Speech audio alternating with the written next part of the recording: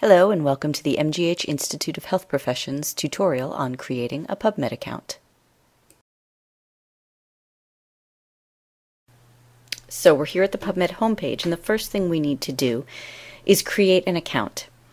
And we do that by going up here to My NCBI, which stands for the National Center for Biotechnology Information, which is not really important to us right now, but this is where we need to go. So we'll click on that.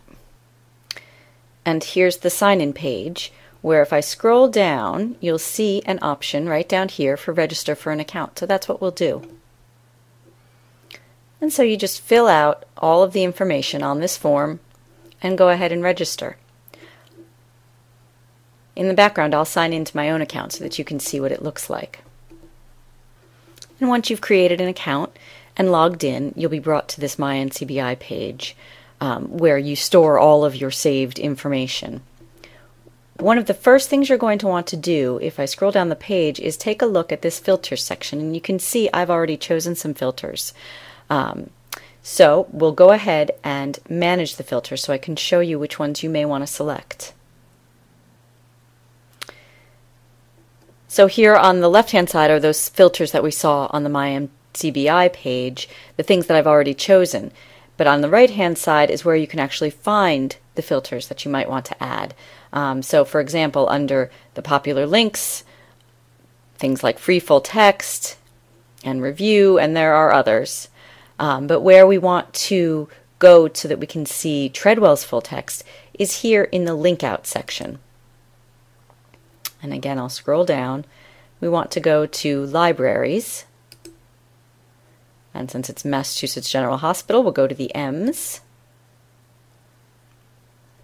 And then scroll down the page until we get to, here we are, Massachusetts General Hospital, Treadwell Library. So I have those checked off, both boxes. And then you're finished. And we'll scroll back up, and we'll go back to My NCBI by clicking on the link right here in the header.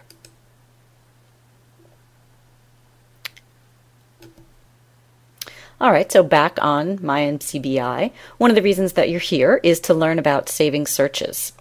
So here on this page, you can see that I have some saved searches. And so let's go ahead and run another search.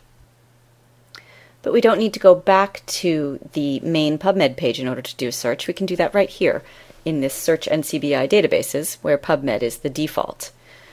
And so let's say we're looking at patient education and with people who have developmental disabilities. So we'll go ahead and search. And we get to our results list.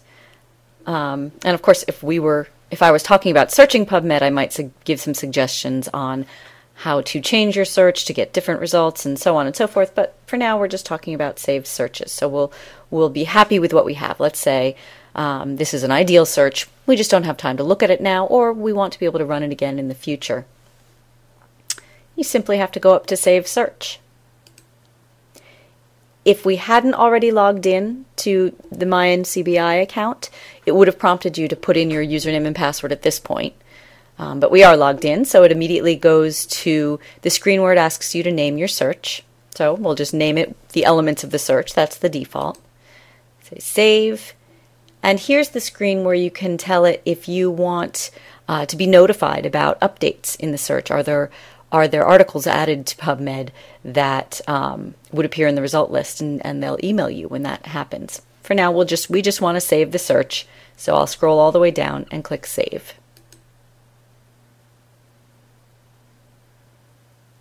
Okay, so it brings us right back to the result list, but let's go ahead and look at our account. And we can see patient education and developmental disabilities was added as a search.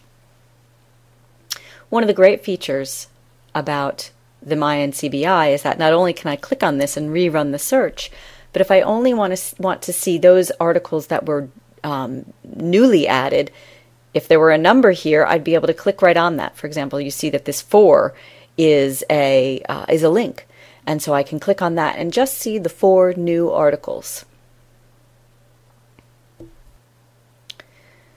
But let's say I'm coming back to My NCBI and I want to rerun this search. I haven't looked at it in a few days, although it does say I looked at it yesterday. And I want to see all of the results. So all you have to simply do is click right on the search. And voila, it brings you back to the results list. In this case, this is a much larger search than the one we just conducted.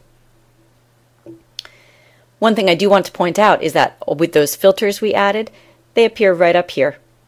So we get not only our free full text filter and our review filter, but the Treadwell Library articles, so we can limit the results to just these things if we'd like.